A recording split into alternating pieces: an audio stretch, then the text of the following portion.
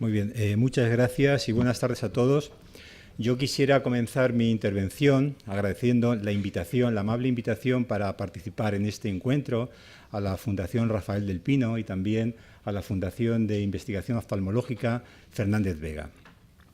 Además, si me lo permiten, yo quisiera enfocar mi charla, estos breves minutos que me han correspondido, para dar también una visión humana de la ciencia. Es decir, detrás de cada historia científica hay una historia humana que ha sido compartida en mi caso con el profesor Coca Prados y que yo quisiera también compartir con ustedes. El título de mi charla está relacionado con la búsqueda de genes en glaucoma y con una segunda parte que es un periplo hispano-norteamericano de ida y vuelta al que haré referencia al final de mi intervención. Bien, la historia que les voy a contar, ya digo que tiene una parte personal, comienza en el año 92, hace 24 años, parece mentira. En el año 92 celebrábamos el 5º centenario del descubrimiento de América. Seguramente recordarán ustedes que las réplicas de las carabelas de Colón viajaron de nuevo a América, junto con mi esposa, que está aquí, estábamos recién casados, Marieta. No viajamos en las carabelas, como se puede imaginar, sino que viajamos en avión, pero tuvimos la oportunidad de encontrarnos con ellas en New London, en Nueva Inglaterra. Y allí conocimos al profesor Coca Prados y a su familia, a su esposa Silvia, que también nos acompaña, y a sus hijos Daniel y Natalia. Y me incorporé a su laboratorio en el Departamento de Oftalmología y Ciencia Visual de la de la Universidad de Yale, en la Facultad de Medicina de la Universidad de Yale. Allí llegué como un investigador postdoctoral y para incorporarme, como digo, a los temas de trabajo del profesor Coca Prados. Él me propuso el objetivo de intentar identificar genes que se expresaran de manera específica en el cuerpo ciliar, con dos finalidades: tratar de definir nuevas funciones de esta estructura y además identificar genes que potencialmente fueran importantes en enfermedades oculares como el glaucoma. Fueron unos años de duro trabajo, de muchas dificultades, pero finalmente conseguimos hacer el primer estudio del transcriptoma del cuerpo ciliar. Era un momento en el que se estaba iniciando el estudio del genoma humano. Y este estudio puso de manifiesto la existencia de una serie de grupos funcionales novedosos en aquel momento. No me quiero extender mucho porque tampoco tengo tiempo, pero entre ellos encontramos un grupo de genes que revelaban una función neuroendocrina, implicada, entre otras cosas, en el control de la presión intraocular. Era algo, en fin, desconocido hasta ese momento. Y además encontramos un gen desconocido entonces, que no tenía nombre, que posteriormente se llamó Tiger y miocilina, que codificaba una proteína extracelular. Bien, pues este dato, ya saben que la ciencia se construye a base de pequeñas aportaciones. Este dato fue utilizado por otro grupo de investigación que estaba buscando genes implicados en glaucoma, el grupo del profesor Stone, y fue determinante para asignarle o para determinar la relación de este gen llamado miocilina con el glaucoma, de tal manera que fue el primer gen conocido en esta enfermedad. El descubrimiento tuvo un impacto enorme en el campo, en la ciencia, en aquellos años, y ha sido pues, objeto de una intensa investigación a lo largo de estos casi 20 años. Una vez que se publicó este trabajo, nosotros nos dedicamos, yo ya estaba de vuelta en España, y hicimos un estudio de la estructura de la proteína. Pudimos determinar la existencia de un dominio en la parte carboxilo terminal de la proteína, donde se localizaban la mayor parte de las mutaciones responsables de la enfermedad. También fuimos capaces de determinar la existencia de otro dominio estructural denominado de cremallera de leucinas, que es importante en la función, interviene en la interacción con otras proteínas. Y asimismo pusimos de manifiesto que se expresa en tejidos oculares como el cuerpo ciliar y en otros tejidos musculares.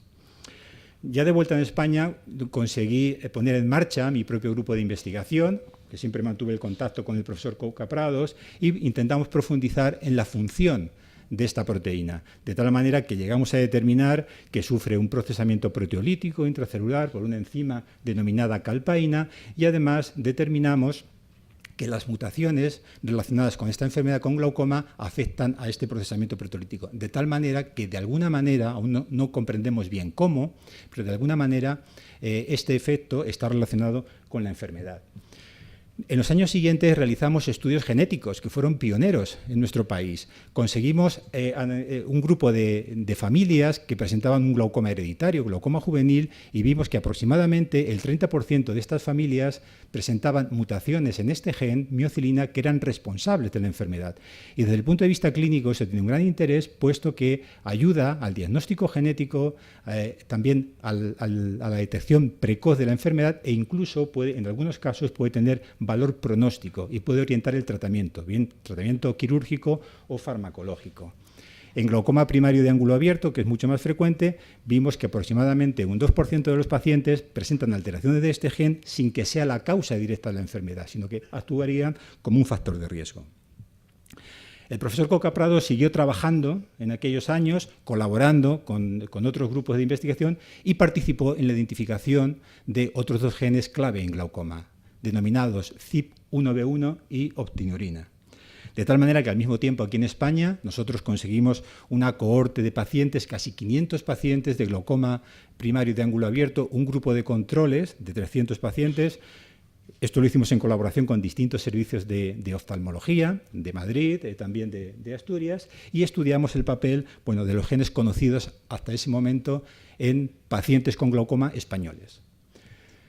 En resumen, estos estudios lo que nos indican es que el glaucoma primario de ángulo abierto es una enfermedad compleja en la que existen multitud de factores genéticos, de factores de riesgo genético, pero que considerados de manera individual aportan un pequeño riesgo de padecer la enfermedad. Con lo cual, hasta este momento, digamos, la utilidad clínica del estudio de estos factores pues es limitada. Tiene sobre todo un interés, digamos, básico para conocer cuál es la etiología de la enfermedad. En los últimos años nos hemos centrado en otro tipo de glaucoma que es menos frecuente, pero es muy grave, afecta sobre todo a niños, es el glaucoma congénito. En colaboración con el Servicio de Oftalmología del Hospital Clínico de aquí de Madrid, hemos estudiado más de 200 familias de toda España y hemos podido determinar que aproximadamente el 30% de los pacientes han perdido la función de un gen, descubierto, a cuyo descubrimiento contribuyó Miguel, CYP1B1. Otro porcentaje pequeño de pacientes presentan alteraciones de FOXC1 y, si se fijan, la mayor parte de los pacientes no tienen alteración genética conocida. Y en esto es en lo que estamos trabajando en este momento. Utilizando las nuevas tecnologías de secuenciación masiva, estamos intentando identificar nuevos genes en glaucoma congénito y tenemos algún resultado. Recientemente hemos enviado a publicar un trabajo en el que aportamos evidencias que indican que un gen denominado GPACH, del que posteriormente les hablará el doctor Aroca, pues juega algún papel en glaucoma congénito.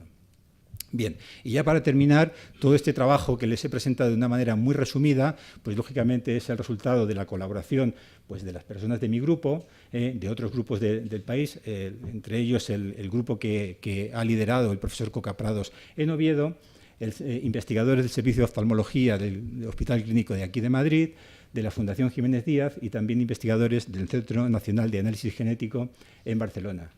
Y por último, con esto me gustaría terminar evocando las palabras de dos ilustres pensadores, de Karl Popper, como todos ustedes saben, es un filósofo de la ciencia, y del premio Nobel Pierre Curie, según los cuales la ciencia será siempre una búsqueda, es un viaje y nunca es una llegada. Y hay que hacer de la vida un sueño y de un sueño una realidad. Bien, el periplo al que yo me refería al inicio de mi intervención es el periplo del profesor Coca-Prados, que se inició en el año 76, creo que la fecha no es correcta.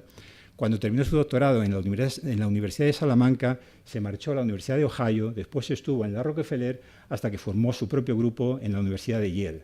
Y yo tuve la suerte de incorporarme en el año 92. Recientemente, en los últimos 8 años, también ha contribuido a formar un grupo en Oviedo, en el Instituto Fernández Vega, de tal manera que, como resultado de toda esta labor, el profesor Coca-Prados es uno de los investigadores españoles más reputados y más reconocidos a nivel internacional en el campo de la oftalmología experimental. Y yo he tenido la enorme suerte de poder compartir parte de este viaje y de este sueño con el profesor Coca-Prados. Muchas gracias.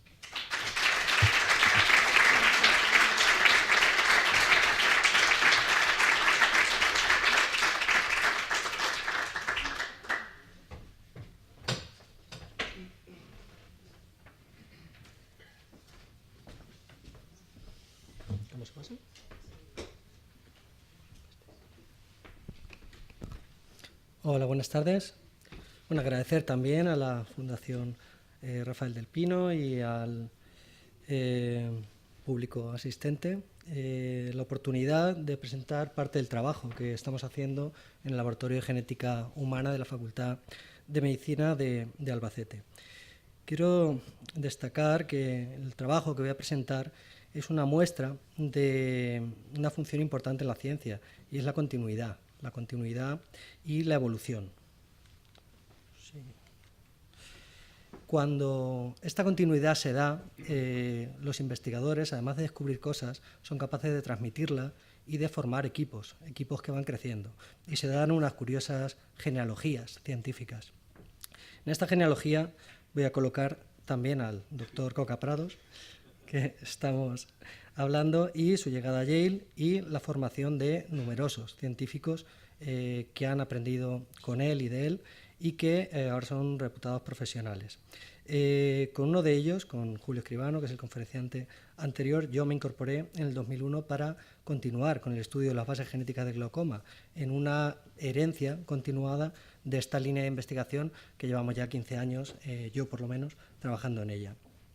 Quiero destacar también que si Julio, en este ejemplo, sería mi padre científico, Miguel sería mi abuelo.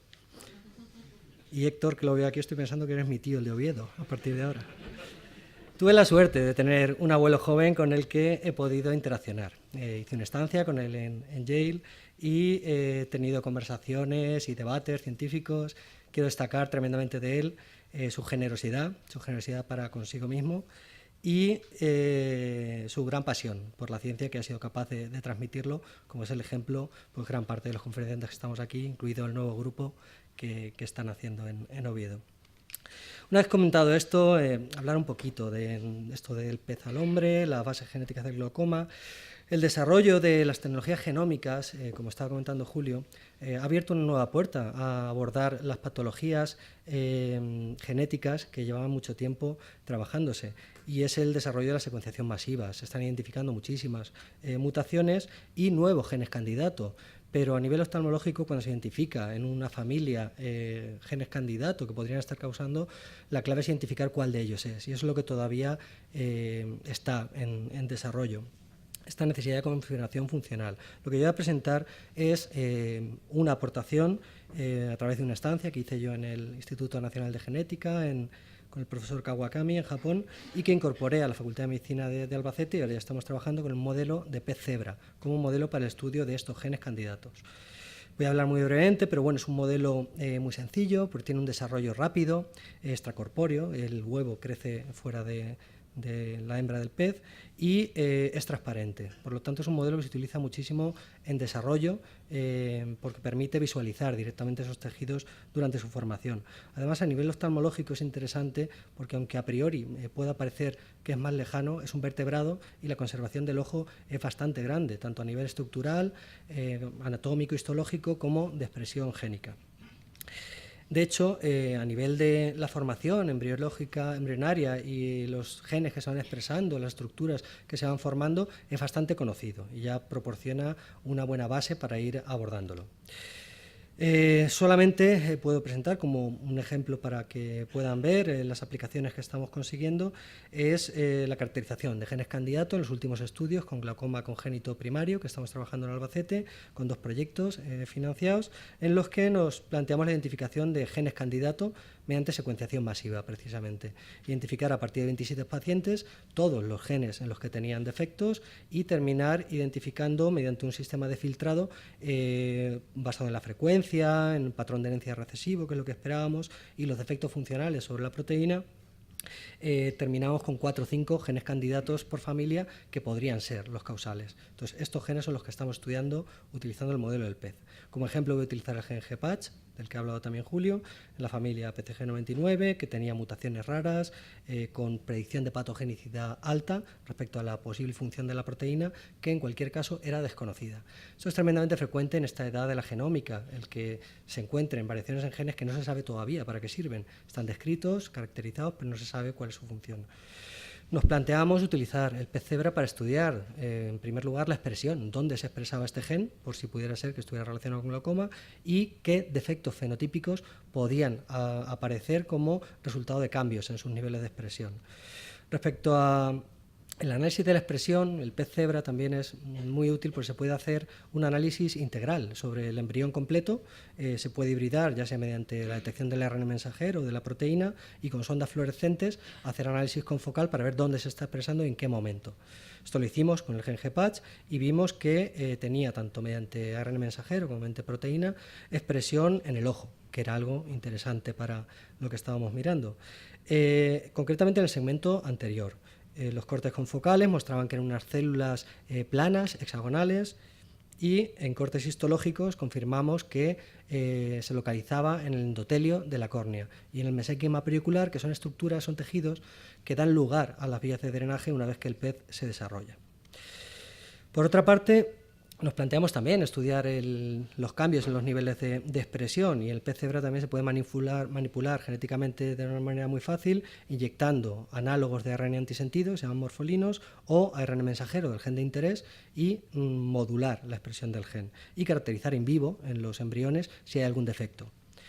Al hacer esto con el gen GPatch, mediante la inhibición de la expresión de este gen, lo que vimos es que aparecían defectos morfológicos muy visibles a nivel ocular, como la microftalmia, también aparecía una desestructuración de estructuras craneofaciales y la aparición de edemas, que indicaban desregulación en fluidos, que también eran interesantes desde el punto de vista del glaucoma. A nivel histológico, y fijándonos en el ángulo iridocorneal, que es donde se localizan más tarde, esto es durante el desarrollo embrionario, las vías de drenaje, vimos defectos en la formación también, con ausencia de células que tienen que migrar para conformar estas estructuras de manera correcta. Vimos también el efecto de la sobreexpresión, inyectando ARN mensajero de este gen, y vimos defectos muy similares. Como hay muchos genes que participan en glaucoma, que la dosis es muy importante, más o menos pueden producir un defecto. Entonces vimos también la aparición de microftalmia, defectos también edematosos, y a nivel histológico el edema intracraneal era muy evidente, y los defectos también en la estructura del ángulo iridocorneal. Por tanto, concluyendo, vimos con este modelo que GPatch se expresa durante el desarrollo embrionario en tejido del segmento anterior que dan lugar a las estructuras de producción y drenaje de humor acuoso, que tanto la inhibición como la sobreexpresión producen defectos oculares y craneofaciales en los peces cebra, y en relación con lo que estábamos viendo inicialmente en humanos, porque recuerdo este gen lo habíamos identificado mutado en pacientes humanos, que la caracterización funcional apoya la participación de mutaciones en este gen en el desarrollo de glaucoma congénito en humanos. Nada, terminar agradeciendo pues, al grupo que ha hecho posible todo este trabajo de la Facultad de Medicina de Albacete y a nuestros colaboradores externos del Servicio de Oftalmología del Hospital Clínico San Carlos de Madrid, el CENAG de Barcelona, la Unidad de Genética Clínica de la Fundación Jiménez Díaz, que también participa, y la Unidad de Genética Ocular, la Fundación de Investigación Oftalmológica de Oviedo, a la espera de que en el futuro podamos seguir teniendo colaboraciones interesantes. Gracias a todos por su atención.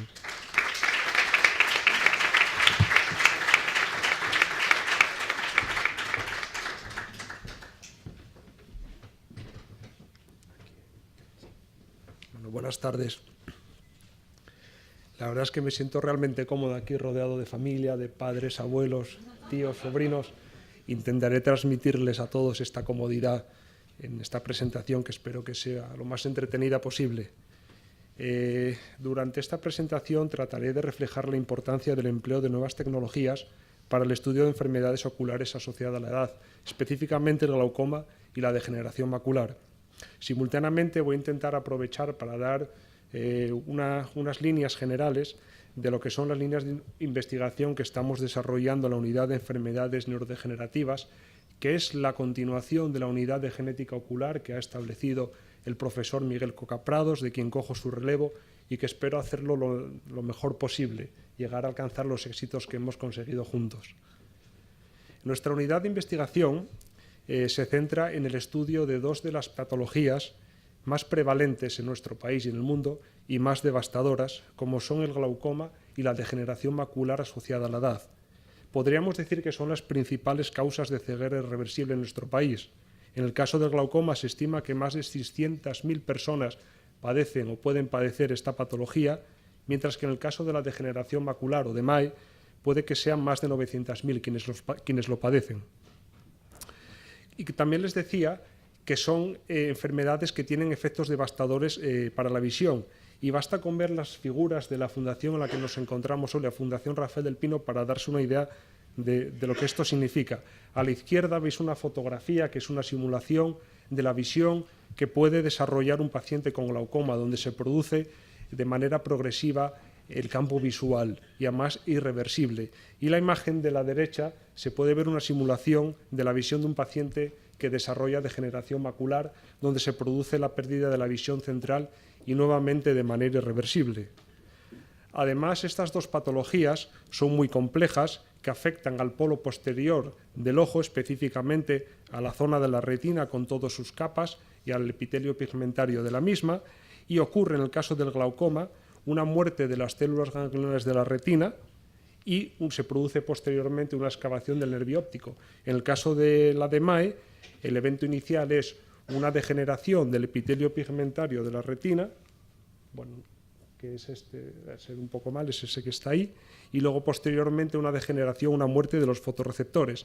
Pero es que además de ser patologías muy complejas, son multifactoriales, como ya he explicado en el caso de los profesores Julio Escribano y Daniel Aroca, y son diversos los factores que pueden aumentar el riesgo de padecer estas enfermedades, como los genéticos, como los ambientales, y uno muy importante, desgraciadamente, es la edad. Y es que durante el envejecimiento, que se puede considerar una enfermedad en sí misma, aumenta el riesgo exponencialmente de padecer estas dos patologías, por lo que nosotros, desde nuestro humilde, lo que podemos hacer es tratar de investigar en estas dos enfermedades con objeto de intentar favorecer un envejecimiento saludable de la población, manteniendo la capacidad visual de aquellos que las padecen. Ahora bien, al tratarse de enfermedades muy complejas y multifactoriales, el abordaje no es sencillo. Por eso nosotros lo que hacemos, y muchos grupos de investigación, es acudir a un abordaje multidisciplinar. Y es lo que se trata de representar con esta figura que tienen, con este dibujo, y que se basa un poco en la metáfora que me imagino que ustedes conocerán de los ciegos del Indostán y el elefante. Llevado a nuestro problema, que se trata de un problema muy grande o dos problemas muy grandes, dos elefantes muy grandes, consistiría en pedirles a distintos científicos que desafortunadamente están ciegos o no pueden ver, a que toquen diferentes partes de un elefante y que nos describan qué es lo que sienten. Pues uno nos dirá que es una cuerda, que es un muro, que es una serpiente, pero no están identificando el problema en sí mismo. Lo que nosotros proponemos, lo que nosotros tratamos de hacer es combinar toda esta información individual para tratar de identificar el problema global, que en este caso es un elefante y que en nuestro caso son las patologías que les comentaba. Por ello, con este concepto nosotros tratamos de emplear distintas disciplinas científicas, ciencias ómicas y las tecnologías que éstas tienen asociadas, con el objetivo de tratar de describir los eventos que desencadenan el inicio y la progresión de estas patologías. Por ejemplo, hacer uso de la genómica, que han hablado previamente, para el estudio de los genes, de la transcriptómica, para mirar la expresión de estos genes, la proteómica, cómo están las proteínas, su funcionalidad, su interacción, metalómica, muy importante, los metales, cómo interaccionan con genes, con proteínas. Combinando todas estas diferentes disciplinas ómicas, las combinamos para abordar lo que son nuestras líneas de investigación, que se indica brevemente a la derecha de la diapositiva. Ya lo comentará Miguel en su presentación, pero nuestro interés es aplicar todas estas disciplinas científicas para la identificación de biomarcadores de glaucoma, buscando un diagnóstico precoz, para llevar a cabo estudios genéticos en la población española, o para identificar nuevas dianas terapéuticas para el tratamiento de la degeneración macular asociada a la edad. Y en este caso último sí que me gustaría pararme un minuto, porque aquí entra en juego la metalómica, la importancia o el estudio de los metales y cómo tienen una relación con ciertas patologías, como es el caso de la degeneración macular asociada a la edad. Nosotros podremos decir que somos uno de los grupos pioneros en este país que ha empleado tecnologías de vanguardia basadas en espectrometría de masas elemental para estudiar la implicación que tienen ciertos metales, como puede ser el zinc, en una patología tan devastadora como la degeneración macular asociada a la edad. En esta figura de la izquierda podemos observar lo que sería la distribución del zinc elemental en las distintas capas de la retina, y esta figura, bueno, esta imagen se obtiene por espectrometría de masas elemental. Es muy destacable lo que se observa es que el zinc está muy concentrado, hay unos niveles muy elevados en el epitelio pigmentario de la retina. Y esto es muy relevante porque la principal característica clínica de la degeneración macular en su forma inicial y en su forma seca es la formación de unos depósitos extracelulares que se llaman drusas, que se ven en estas dos imágenes, que están enriquecidas en muchos elementos, pero sobre todo en zinc. Hay una gran cantidad de zinc en esas drusas, por lo que nosotros en estos años de investigación hemos establecido una hipótesis que estamos actualmente desarrollando y que tenemos un proyecto nacional que trataremos de profundizar en la misma, pero nuestra hipótesis es que ocurre una desregulación en el control homeostático de este elemento a nivel intracelular, es decir, que el zinc las células no lo manejan bien, con lo cual nosotros conocemos unas proteínas que se llaman metalotinoínas que son capaces de controlar homeostáticamente este elemento y proponemos a estas proteínas como una diana terapéutica. Nosotros trataremos de abordar el grupo de investigación, estas proteínas miraremos si de verdad se comportan como diana terapéutica, de tal manera que si las modulamos podremos retrasar la formación de estos depósitos extracelulares. Lo haremos con un módulo in vitro, pasaremos a modelos animales y esta es una de nuestras propuestas y nuestras líneas de investigación que queremos desarrollar. Sin embargo, no solo es necesario la multidisciplinaridad, también es necesario la colaboración. Por eso lo que tratamos también es de establecer redes científicas con grupos de investigación de todo el mundo. Aquí se reflejan algunas de las instituciones a las que pertenecen esos grupos con los que colaboramos. Con lo cual, también transmitirles a ustedes que para nosotros una de las herramientas científicas del siglo XXI es la cooperación, la colaboración, lo que se conoce como el networking. Y luego también es imprescindible agradecer a aquellas instituciones que nos están apoyando y que seguro que nos apoyarán en los próximos años. La Fundación de Investigación Oftalmológica y el Instituto Fernández Vega, así como la Fundación Rafael del Pino, que ha permitido, todos en conjunto, establecer nuestro grupo de investigación, consolidarlo, y ahora ya queda lo más importante, que es ir un paso más allá, ir hacia adelante. También instituciones nacionales e internacionales que nos apoyan a través de los proyectos de investigación competitivos que conseguimos. Y ya por último, en el nombre de los investigadores que tienen ustedes en la imagen, Lidia Álvarez, Montserrat García y en el mío propio, sí que queremos transmitir un agradecimiento muy especial a quien ha sido nuestro padre científico, padre espiritual también, y que tantas enseñanzas nos ha dado a lo largo de todos estos años. Muchas gracias, Miguel, porque nos has transmitido enseñanzas tan importantes como la humildad, la cooperación, el compañerismo, y de ti nos llevamos grandes enseñanzas que deseamos también transmitir a nuevas generaciones. Y bueno, muchas gracias a ustedes por su atención.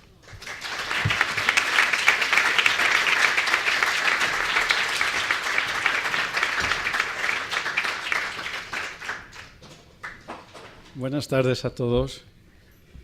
Quiero en primer lugar agradecer con todo mi corazón a la presidenta de la Fundación Rafael del Pino y a todos aquellos que de alguna manera ayudaron y contribuyeron a mi retorno a España para dirigir la cátedra del Rafael del Pino en oftalmología en el Instituto Oftalmológico Fernández Vega.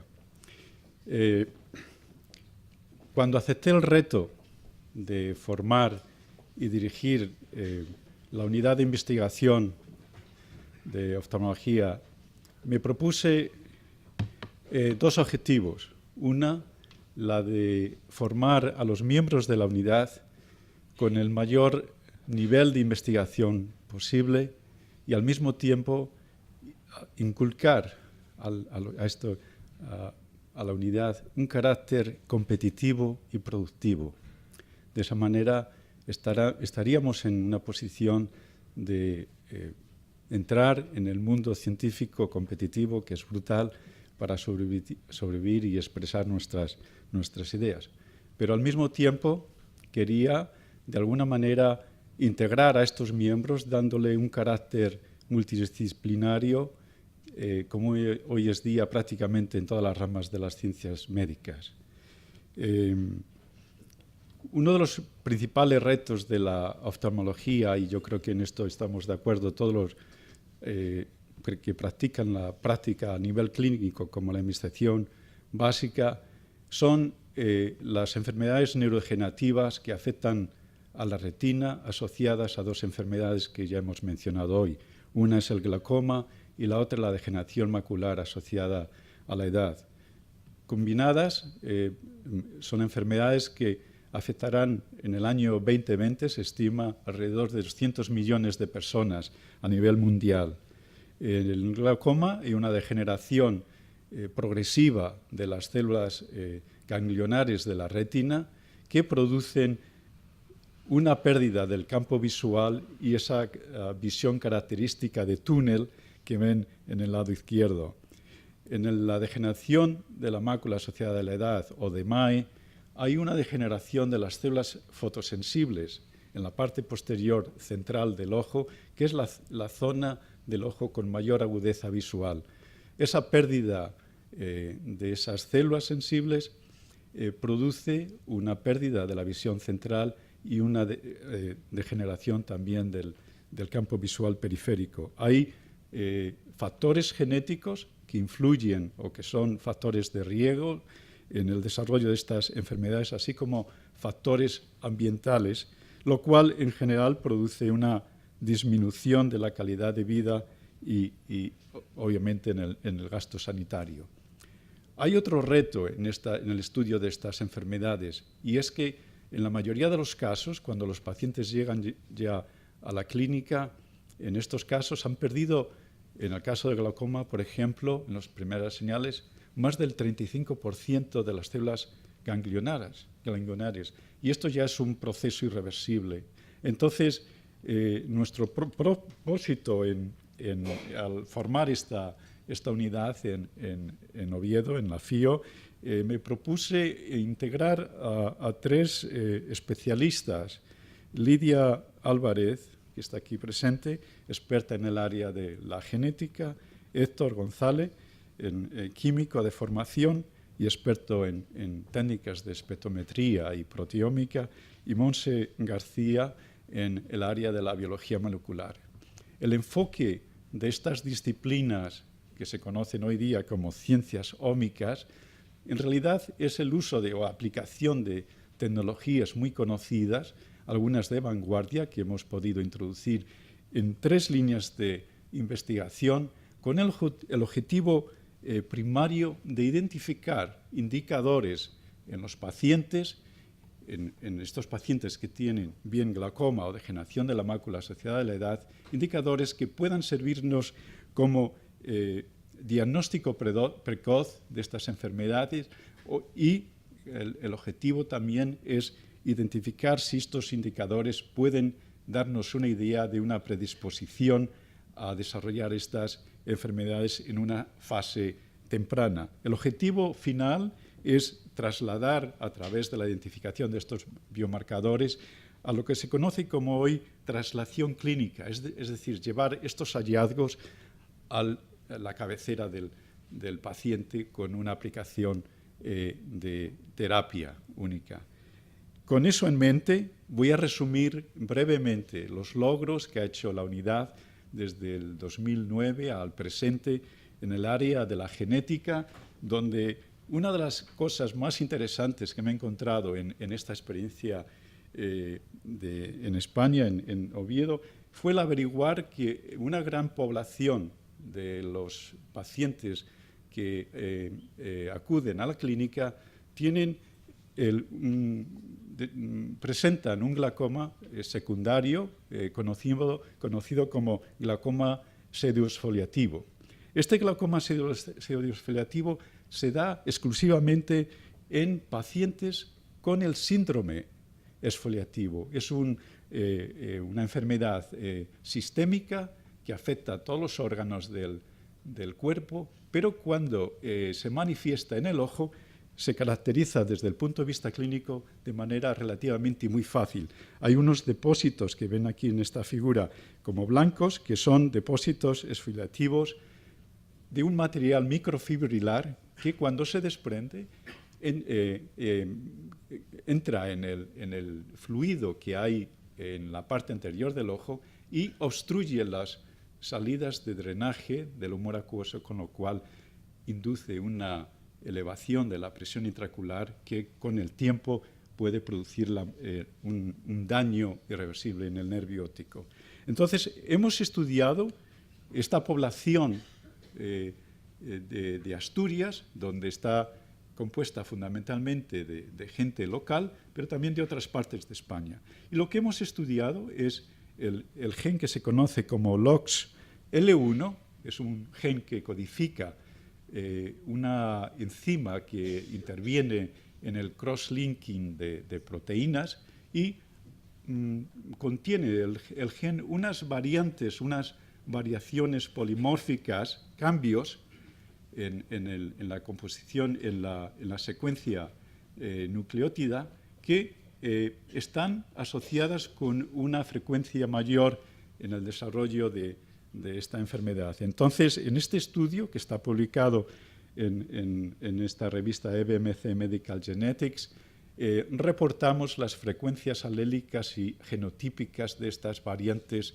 polimórficas de este gen que confieren una frecuencia, una asociación alta con esta patología. Esto es consistente con los datos que se han encontrado en otras poblaciones caucasianas y nos abrió las puertas. Es una de las cosas interesantes en la ciencia, que cuando se publican, otros están observando lo que sale publicado. Entonces, recibimos una invitación para intervenir en un estudio multinacional alrededor del mundo, en todo el mundo, donde intervienen aproximadamente casi 150 grupos de investigación en el mundo, donde pudimos aportar el pool de pacientes que se caracterizó en la FIO en este estudio multinacional a nivel mundial.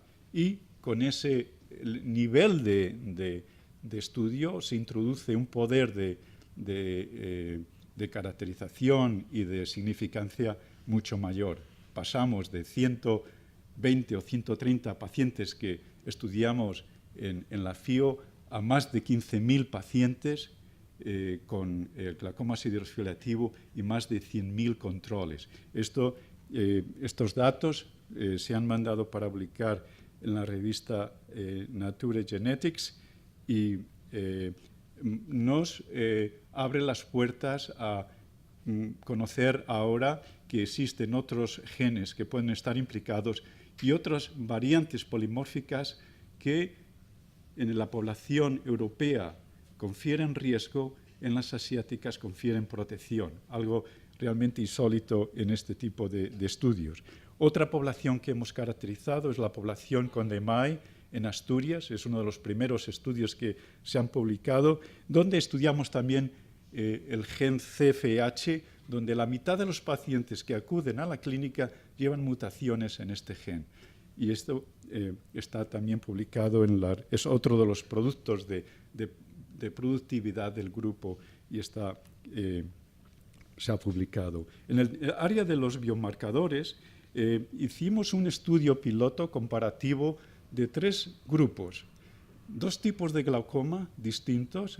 El grupo de glaucoma que acabo de describir, de glaucoma siderosfoliativo, un glaucoma primario de ángulo abierto, que es un tipo de glaucoma primario distinto, y el grupo de controles. Esto nos llevó, este estudio se ha publicado en una revista científica, se conoce como Journal of Proteomics, y nos llevó a identificar 35 proteínas conocidas. Esto se realizó en muestras de sangre de estos pacientes. Estas proteínas están sobreexpresadas, quiere decir que están en niveles elevados, más elevados que en los controles. Lo interesante es que al realizar estudios funcionales con estas proteínas, nos llevó a identificar, a conocer que el 60% de estas proteínas forman parte de una misma red de señalización, que forma parte de un network genérico que se conoce como presentación de antígenos, respuesta inmune humoral, respuesta inflamatoria. Es decir, estos pacientes desarrollan una sobreexpresión de proteínas que tienen una relación con una respuesta inflamatoria, como la activación del complemento. llevando a cabo estudios estadísticos y estudios de discriminación entre estos y modelos de aprendizaje, lo que se conoce como modelos de aprendizaje basados en curvas ROC, que no voy a entrar en detalle y tal, llegamos a reducir este número de 35 proteínas a 8 que son capaces de tener suficiente poder discriminatorio para distinguir los tres grupos, el grupo de glaucoma pseudofiliativo del grupo de primario de ángulo abierto de los controles. De forma que, por ejemplo, 5 proteínas, las que están enmarcadas en el cuadrado naranja, son capaces de distinguir los glaucomas, los pacientes que tienen glaucoma primario de ángulo abierto de los controles. Los que están en el cuadrado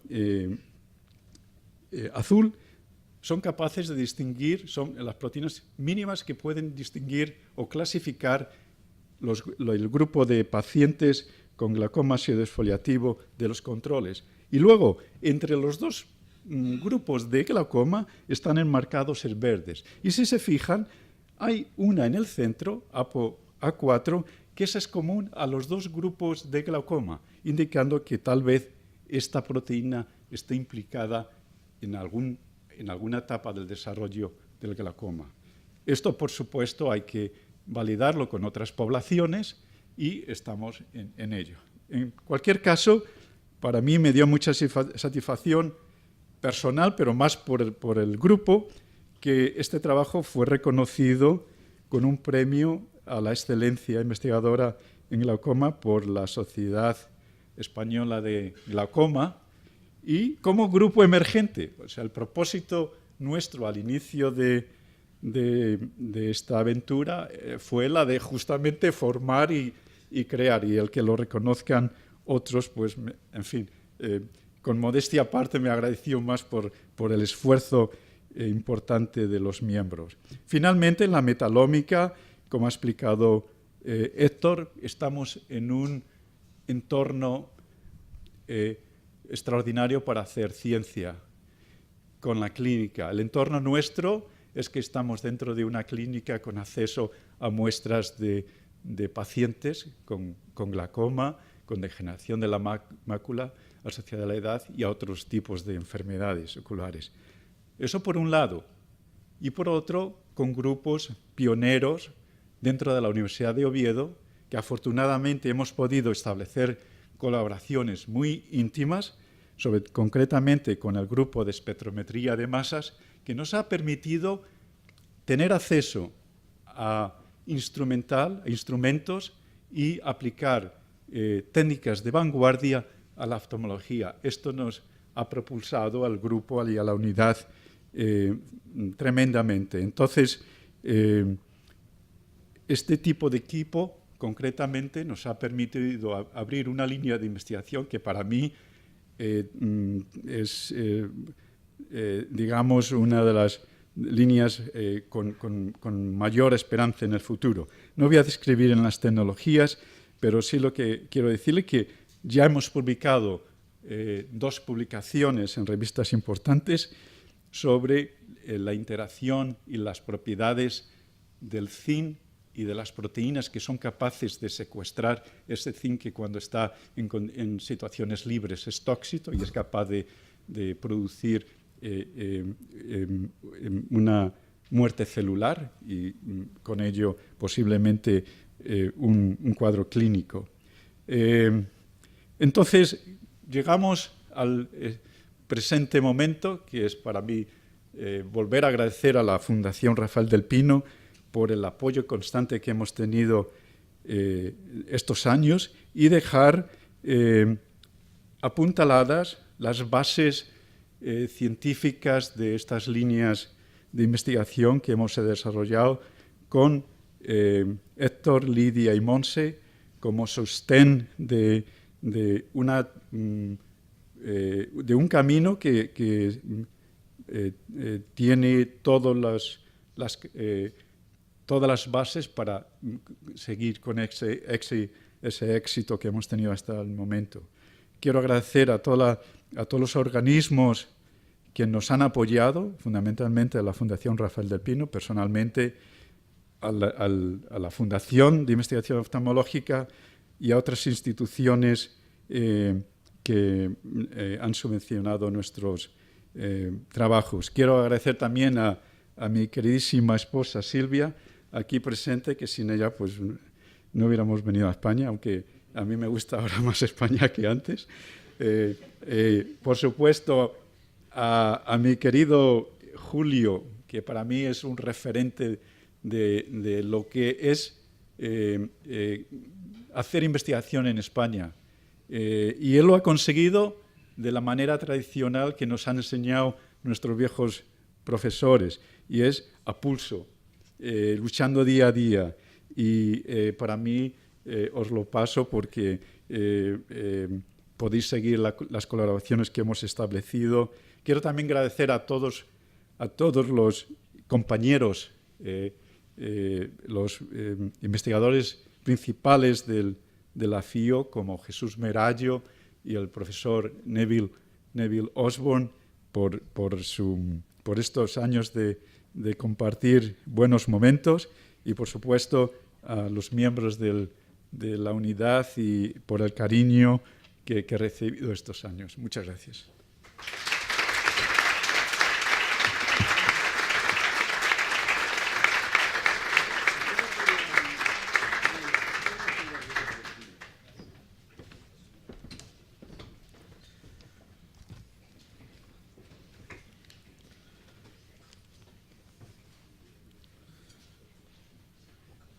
No, vamos a parar un poco antes de empezar la presentación, porque quiero decir unas palabras. Y Ana María, buenas tardes a todos, queridos amigos. Permitirme, al iniciar estas palabras, agradeceros vuestra asistencia a este encuentro, que pone de manifiesto el compromiso y, por supuesto, el de la entidad que tan generosamente nos acoge con el trabajo de los investigadores y que está en la base de la mejora de la sociedad. Este acto nos permite hoy, en primer lugar, valorar los logros del exitoso apoyo que a lo largo de los últimos años nos ha proporcionado la Fundación, en cuya sede estamos reunidos, con la dotación de su cátedra Rafael del Pino para la investigación del glaucoma. En segundo lugar, el encuentro es también un homenaje al profesor Miguel Coca, quien fue durante este periodo el titular de la mencionada cátedra. Debo resaltar que la rápida y generosa incorporación de la Fundación Rafael del Pino a nuestro proyecto fue posible gracias al interés y cariño con que acogió la propuesta de sumarse al objetivo de crear en Oviedo un centro de investigación experimental en el campo del ojo y sus patologías que estuviese estrechamente vinculado a la actividad de nuestro Instituto Oftalmológico. Fíjense ustedes, tras 4 generaciones de ejercicio de la oftalmología en Asturias y con la quinta ya en fase de incorporación, resultaba cada día más evidente que el mejor modo de abordar el desarrollo de nuevas terapias para las patologías oculares y avanzar en su comprensión era sumar a nuestra actividad clínica una investigación científica de frontera. De esta forma, combinaríamos el conocimiento obtenido por ambos enfoques y lograríamos mejores y más eficaces tratamientos para los pacientes. Para ello, construimos un edificio que alberga hoy los laboratorios e instalaciones de la Fundación de Investigación Oftalmológica y que está físicamente unido al Instituto Fernández Vega y ocupando una superficie de 2.000 metros cuadrados. Por otra parte, elegimos como temas generales de investigación 3 áreas de especial relevancia en la oftalmología moderna: el glaucoma, la superficie ocular y las patologías de la retina. De forma inmediata comenzamos a reclutar personal científico de reconocido prestigio en investigación ocular para liderar estas unidades. Desde un principio fuimos conscientes de que una iniciativa de estas características requería el concurso y apoyo de otras instituciones que pudieran hacerlo posible y proyectarlo de cara al futuro en un objetivo a largo plazo, como es siempre todo lo relacionado con la investigación básica. La Fundación Rafael del Pino, con su acreditada trayectoria y gran sensibilidad hacia la biomedicina y con el deseo de contribuir al progreso y bienestar de la sociedad española, nos apoyó con determinación al crear una cátedra dedicada al estudio de las bases genéticas del glaucoma. Pero también, como adelanté, queremos reconocer y agradecer de manera muy especial la muy importante contribución del profesor Miguel Coca Prados a los logros de la mencionada cátedra y hacer un pequeño pero muy sentido homenaje a su labor científica a lo largo de toda una vida dedicada a la investigación ocular. Con esas premisas nos pareció oportuno que 3 de sus discípulos y colaboradores, que simbolizan diferentes etapas de su carrera, pusieran en valor, como así han hecho, no solo sus contribuciones al avance del conocimiento sobre las bases biológicas del glaucoma, sino también el contexto en el que éstas se han desarrollado. Permítame ahora comentar de forma breve cómo, al planear el diseño teórico de la Fundación de Investigación Oftalmológica y buscar líderes para cada una de sus áreas, pensamos enseguida en el profesor Coca. Un científico español, profesor durante 3 décadas en el Departamento de Oftalmología de la Universidad de Yale, que acogió con entusiasmo y responsabilidad lo que le encomendamos y hasta ahora alternó su trabajo en Estados Unidos con estancias cada vez mayores en Oviedo. En ese tiempo equipó y puso en marcha sus laboratorios de investigación y, lo que es más importante, escogió y entrenó en todos los aspectos a un pequeño grupo de jóvenes doctores y abrió sus ojos en el campo de las bases genéticas del glaucoma y les motivó a adaptarlo como línea común de trabajo. Estos científicos han adquirido con creces a lo largo de este tiempo la madurez requerida para confiarles la responsabilidad de llevar adelante con éxito la nueva etapa de expansión de la actividad de la Fundación de Investigación Oftalmológica que comienza en el 2017. Por ello, queremos dejar hoy aquí constancia pública de la mayor gratitud al profesor Coca, quien ha servido y servirá de inspiración y modelo a esa nueva generación de científicos formados a su lado en el seno de la Fundación.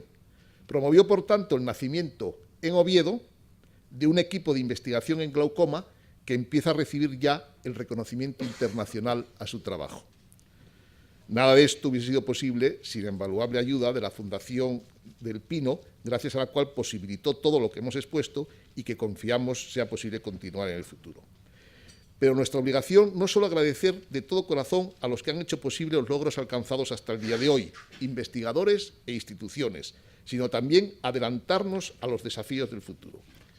Y aunque sea brevemente, para no cansarles, me gustaría ofrecerles unas pinceladas sobre algunos de los problemas que encaramos en la investigación de algunas de las patologías oculares más relevantes y a cuyo avance queremos aportar el mayor esfuerzo y dedicación, conscientes de la necesidad de aunar recursos si queremos culminar con éxito el muy satisfactorio trabajo ya realizado. Sin más, voy a pasar a ver un poco, de una manera que van ustedes a entender quizá mejor que a los otros investigadores, quizá por lo que yo digo es menos cierto que lo que dicen ellos, pero al menos va a ser más entendible. Y entonces lo titulamos como Del laboratorio al paciente, éxito de una aventura compartida. ¿En qué sentido? Queremos ver cómo se puede trasladar lo que se ha investigado en los laboratorios a la cabecera del paciente, y esto, en resumen o en definitiva, es conseguir un envejecimiento saludable y, por tanto, una mejor salud ocular. No sé si esto tiene... O al revés, una mejor salud ocular y, de esa manera, un envejecimiento saludable. Y esto lo hemos hecho en la Fundación de Investigación Oftalmológica con el apoyo de la Fundación Rafael del Pino. Ya decía Rafael del Pino que deseaba contribuir a que el conocimiento heredado de otros, junto con nuestro particular valor añadido, siga transmitiéndose a las siguientes generaciones en libertad. Y esto, precisamente, es lo que estamos intentando entre todos. Y entre todos también en nuestra fundación de investigación, que comenzó mi bisabuelo hace más de 130 años, que continuó mi abuelo, mi padre y mi tío. Nosotros estamos en 4ª generación y con una 5ª que se está incorporando en estos momentos. ¿Y eso cómo lo hacemos? A través de investigar las bases de las enfermedades oculares con la Fundación de Investigación Oftalmológica, pero también con la responsabilidad social y con otra fundación, que es la Fundación Fernández Vega, que la responsable es mi mujer, y en la cual lo que intentamos fundamentalmente es ayudar a aquellas personas con escasos recursos y que tengan problemas oculares. Todo ello bajo el paraguas de la Universidad de Oviedo y todo eso al amparo de lo que hemos conseguido que sea Instituto Universitario Fernández Vega, y con ello le da una base de actuación pues más responsable a toda esta situación. Y bien, ¿cómo investigamos las enfermedades oculares? Entrando un poco de lleno en el tema. Investigamos, pues ya ha sido comentado aquí, con una investigación básica, una investigación transnacional y una investigación clínica. Investigación básica que en nuestro laboratorio se ha dedicado fundamentalmente a las enfermedades degenerativas, estudiando las bases genéticas y la neuroprotección, y también un grupo importante de superficie ocular y medicina regenerativa. El glaucoma, entrando ya directamente, ya ha sido ampliamente comentado a lo largo de la exposición de esta tarde. Pero, en resumen, el glaucoma, como saben ustedes, es una enfermedad muy devastadora en el sentido de que poco a poco va produciéndose una disminución del campo visual, un campo visual que se va cerrando poco a poco, y que hay que distinguir lo que es agudeza visual de lo que es campo visual. Agudeza visual es lo que me permite a mí estar viéndoles a ustedes y ustedes a mí, y sin embargo campo visual es lo que yo cuando estoy mirándoles estoy viendo por los lados o por arriba y por abajo, y eso es lo que se está perdiendo en el glaucoma, y muchas veces las personas no se dan cuenta de que eso está ocurriendo, que se está perdiendo ese campo visual por arriba, por abajo, por los laterales, y cuando llegan a la clínica muchas veces ya llegan con un campo visual muy deteriorado que es prácticamente imposible, por no decir imposible ya, de recuperar. ¿Y qué es lo que está ocurriendo? Pues que cada vez se está viendo como si fuese a través de un tubo, y se llega a eso que dicen clásicamente los libros de la visión en cañón de escopeta o visión tubular, puesto que se ve como si fuese a través de un tubo, y eso es lo que ve, y no se ve más que eso, tiene buena agudeza visual de frente, pero como a través de un tubo, no se ve ni lo que hay por arriba ni por abajo. Pues, entonces, ¿qué es lo importante aquí? Intentar hacer un diagnóstico precoz lo más precoz posible para conseguir que no se llegue a estas fases de la enfermedad. Y ese diagnóstico precoz, pues hasta ahora en la clínica, pues tomando la tensión ocular, etc. ¿Y qué es lo que está haciéndose en los laboratorios de investigación? Ya ha sido dicho, pero yo lo resumo, y lo que están haciendo los últimos trabajos que están realizando es con los estudios del profesor Coca y sus colaboradores, pues conseguir un biomarcador que mediante un simple análisis de sangre posibilite realizar un diagnóstico precoz, y eso conllevaría a poder hacer un tratamiento también lo más precoz posible. Y con eso, en esas estamos, en la consecución de ese biomarcador. Fíjense ustedes, con todo lo que han contado ellos, yo lo resumo en 2 palabras, por lo tanto debe ser casi mentira todo lo que estoy diciendo. Pues no, es real, pero pues los investigadores ya saben, pues empiezan a contar que el pez no sé qué, el pez no sé cuánto, pero el resumen es esto lo que se está produciendo. Y seguro que me entienden mucho mejor a mí que lo que han entendido ellos. Entonces, ¿qué es lo que se está intentando? Pues la validación de este biomarcador y conseguir además el desarrollo. Y para esto necesitamos un poco más de tiempo. Y en estas estamos en estos momentos.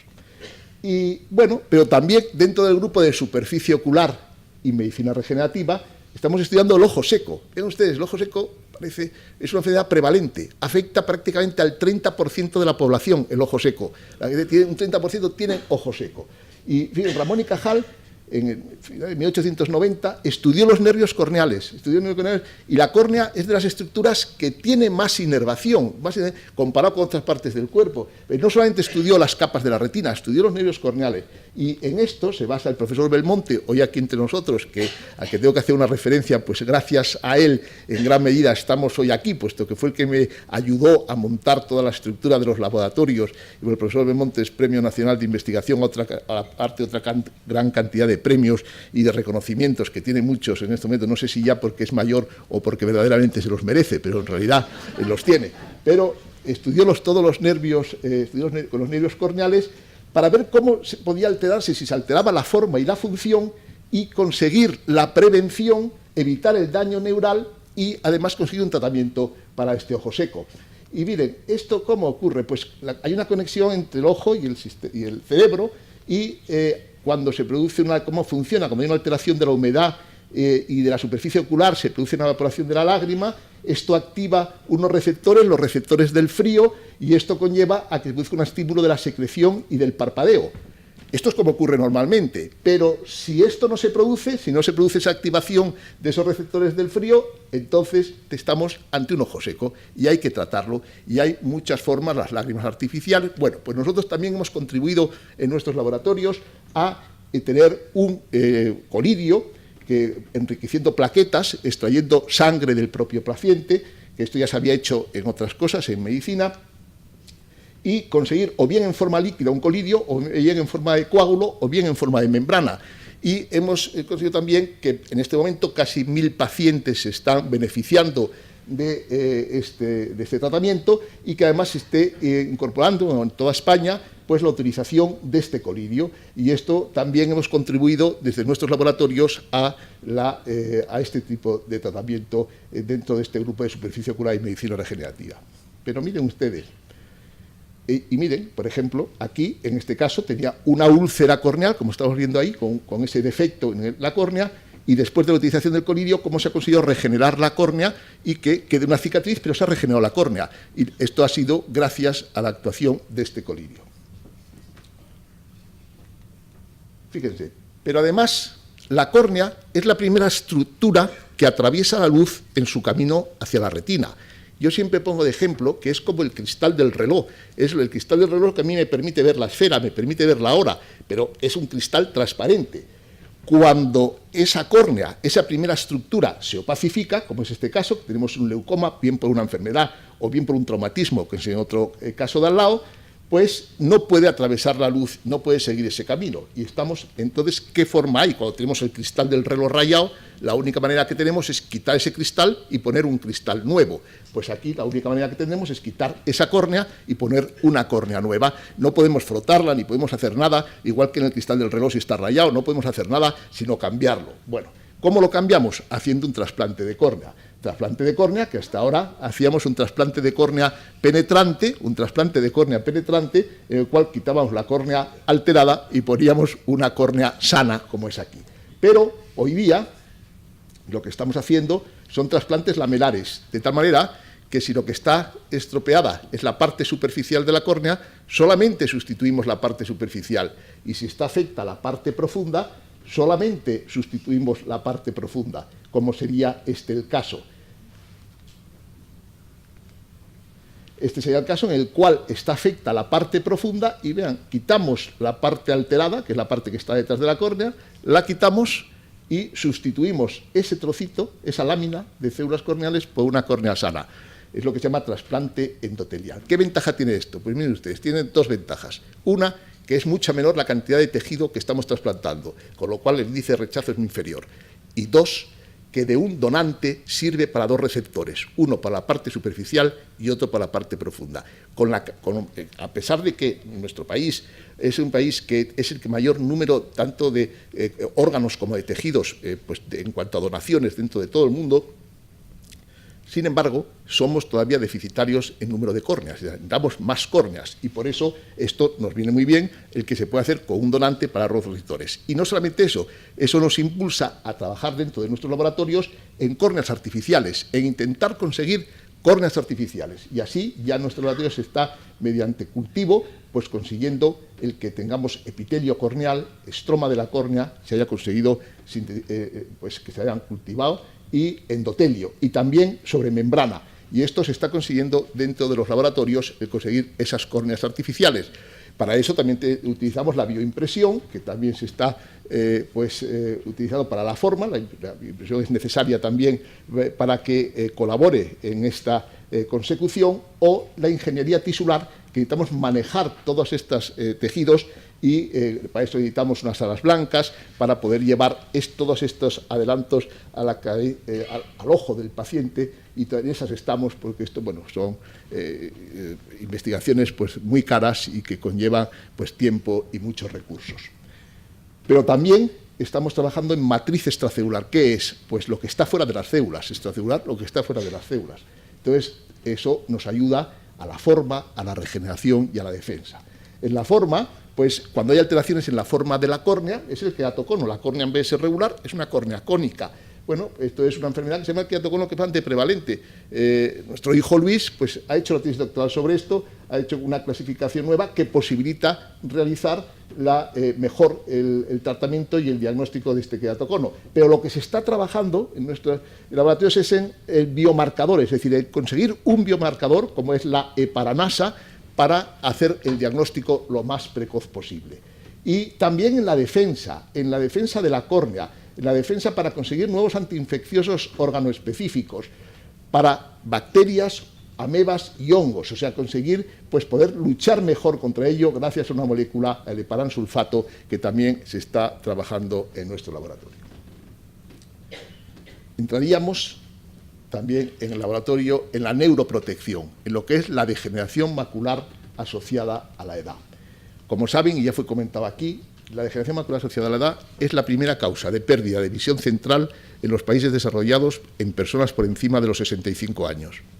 Entonces, ¿qué es lo que produce? Pérdida de visión central, una alteración de la visión de los colores, y se ve como esa mancha, como ven ustedes ahí en el texto, aparece como una mancha que el paciente está viendo pues, algo que le está haciendo no ver bien. Y el paciente se defiende por sí mismo, pero está viendo lo de alrededor, pero no lo del centro. Esa es la degeneración macular asociada a la edad. Pero ¿cómo empieza? Empiezan a verse las líneas, empiezan a verse torcidas, un poco torcidas al principio, más torcidas después, y eso es como consecuencia de la existencia de esa degeneración macular asociada a la edad.